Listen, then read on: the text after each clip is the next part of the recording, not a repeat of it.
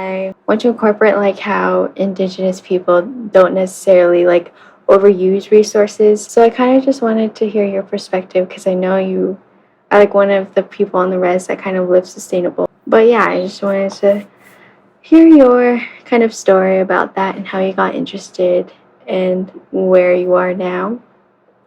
On the West Coast, they do live more sustainably. The efforts are there. Being exposed to compost, even just having a recycling bin was kind of like new. Seeing how people are using like reusable bags or totes when they go shopping. This summer after my freshman year, I got into an internship and I just got introduced to something that I didn't even know was happening here at home, and seeing what they were doing with growing the produce and having farmers markets and seed saving, things like that, composting. And so I emphasized, food sovereignty and, how can we amplify it? How can we make it more feasible for everyone?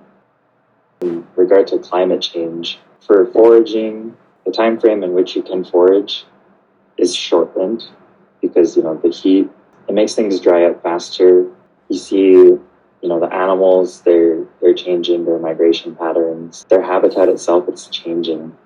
In terms of gardening, when you crop rotate, something, it feeds nitrogen into the soil. Efficient and sustainable method like that comes from Indigenous peoples. That's something we really need to listen to and acknowledge, because that's what is going to combat climate change the most, I feel like, is if we listen to Indigenous peoples and to our futures.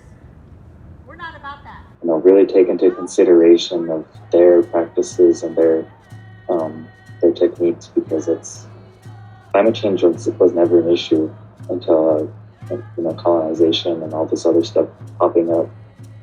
I was always taught, you don't take more than what you need, because one, another person might need them, or two, the birds and the other animals, they need that too. So, only take what you need. It's a practice that we've always done. That goes for everything, plants, berries, animals when you're hunting. These big corporations, these big named grocery stores, all they care about is the profit. I really think what's going to help is small scale community gardens. So like what we have here, returning back to those techniques. And that's another thing too, is like having that big machinery, what fuels those fossil fuels, right? Gasoline, diesel, and then all of that just goes into the air with the smoke. Just one big cycle. When you do it by yourself, there's no pollution in that.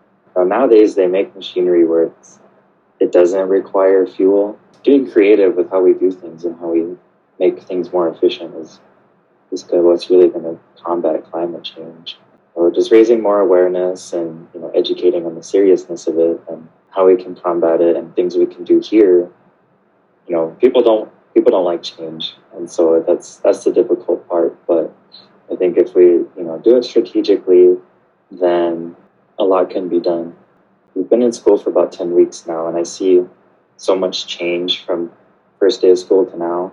Starting there too, because the adults, they're kind of stubborn. Yeah. They're kind of stuck in their ways. So, targeting younger youth, introduce the positivity to them young. And so they have a higher expectation of what the status quo is already. Before colonialism, we were tight-knit and everyone had their role in society. Colonialism, it tore us apart, it turned us against one another, and there's a lot of distrust. Mm-hmm. And so how do we heal from that in order to work together to lift ourselves up collectively?